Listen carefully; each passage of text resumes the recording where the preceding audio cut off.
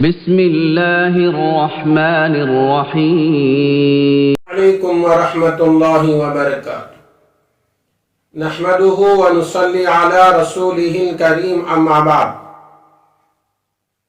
محترم و مکرم سامعین کرام و ناظرین عظام، جنت میں لے جانے والے اعمال کا تذکرہ کر رہا ہوں۔ اعمال بہت آسان ہیں، لیکن یہی اعمال آدمی کو جنت تک پہنچا دیتے ہیں۔ حدیث پاک کی مشہور و معروف کتاب مسند احمد کے اندر امام احمد بن حنبل رحمۃ اللہ علیہ نے یہ روایت نقل کیا ہے۔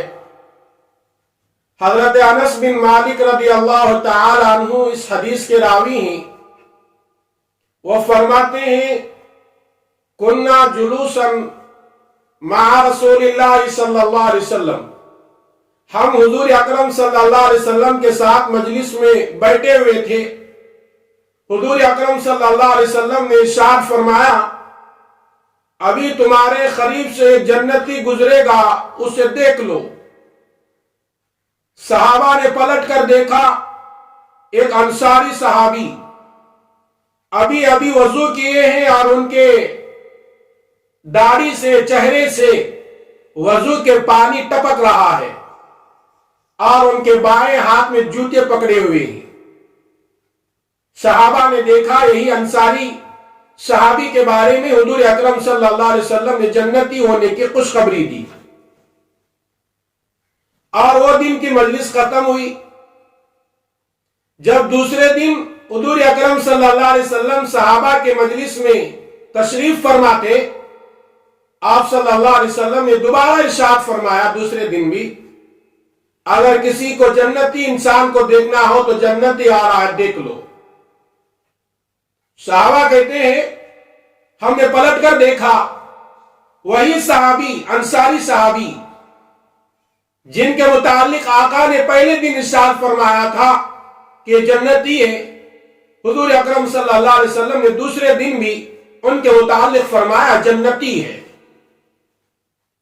وہ دن کے مجلس ختم ہوئی، تیسرے دن مجلس رسول صحابہ کے ساتھ سجی ہوئی ہے۔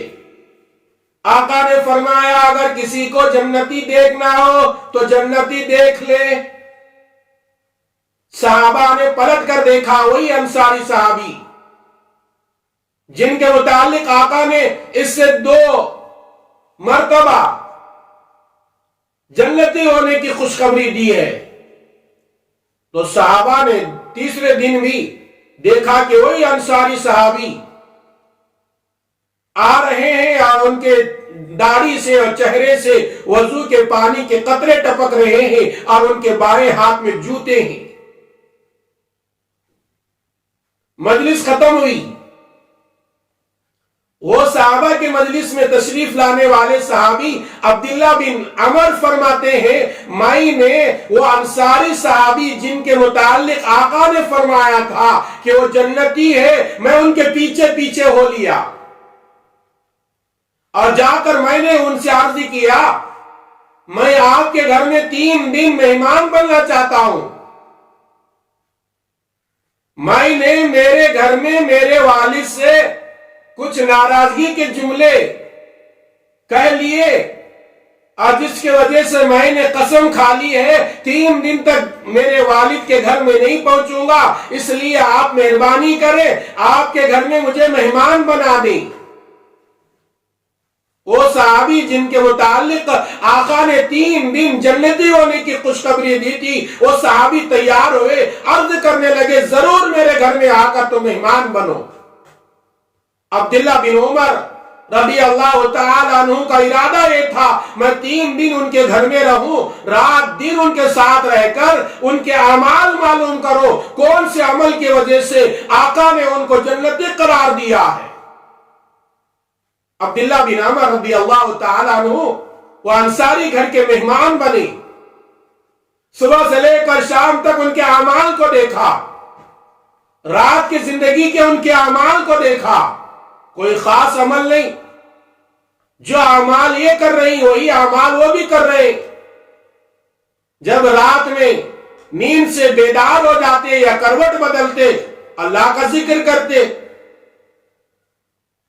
جب 3 دن یہ مہمان رہ کر 3 دن ختم ہوئے تو واپس جانے سے پہلے انہوں نے عرض کیا میرے والد سے میری کوئی بحث نہیں ہوئی، میں نے میرے والد سے کوئی قسم بھی نہیں کھایا، میں نے آپ کے گھر میں 3 دن مہمان اس لیے رہا۔ 3 دن آقا صلی اللہ علیہ وسلم نے آپ کو اشارہ کرتے ہوئے فرمایا یہ صحابی جنتی ہیں، اس لیے میں آپ کے اعمال دیکھنے کے لیے آیا، کون سے اعمال کے بنا پر آقا نے آپ کو جنتی قرار دیا۔ لیکن 3 دن اور رات میں نے کوئی خاص عمل نہیں دیکھا، اب مجھے اجازت دو میں اپنے گھر جاؤں گا۔ تو انصاری صحابی رضی اللہ تعالیٰ عنہ کہنے لگے جو اعمال میں نے رات اور دن کیا زندگی کے اندر یہی اعمال میں کرتا ہوں، کوئی خاص عمل نہیں۔ جب یہ مہمان بننے والے صحابی عبداللہ بن عمر رضی اللہ تعالیٰ عنہ پیٹ پھیر کر واپس جا رہے تھے، دوبارہ بلا کر عرض کیا وہ انصاری صحابی نے میرے اندر ایک عمل ہے، وہ یہ ہے اللہ نے کسی کو کوئی نعمت دیا ہے، وہ نعمتوں کو دیکھ کر میں حسد نہیں کرتا۔ دوسری بات یہ میرے دل میں کسی کے جانب سے کوئی کینہ کپٹ میرے دل میں بھرا ہوا نہیں ہے، میرا دل بالکل صاف ہے۔ شاید اس بنا پر میرے آقا نے 3 دن تک مجھے جنتی ہونے کی خوشخبری دی ہے۔ عبداللہ بن عمر رضی اللہ تعالیٰ عنہ کہتے ہیں اے انصاری ہو سکتا ہے کہ تمہارے اس عمل کے بنا پر حضور اکرم صلی اللہ علیہ وسلم نے لگاتار 3 مجلسوں میں 3 دن آپ کو جنتی قرار دیا۔ تو پتہ یہ چلا دل کو صاف رکھو، کسی سے حسد نہ کرو، کسی سے دشمنی نہ کرو، کینہ کپٹ نہ رکھو۔ یہ اعمال بہت آسان ہے، کرو گے تو ان اعمال کے بنا پر اللہ تبارک و تعالی انسان کو جنتی بنائے گا۔ آئیے اللہ تعالیٰ سے دعا کرے اللہ تبارک و تعالی مجھے بھی، میری ان باتوں کو سننے اور دیکھنے والوں کو بھی اور ساری امت محمدیہ کو اپنے دل کو پاک اور صاف رکھنے کی توفیق عطا فرمائے۔ آمین۔ السلام علیکم ورحمۃ اللہ وبرکاتہ۔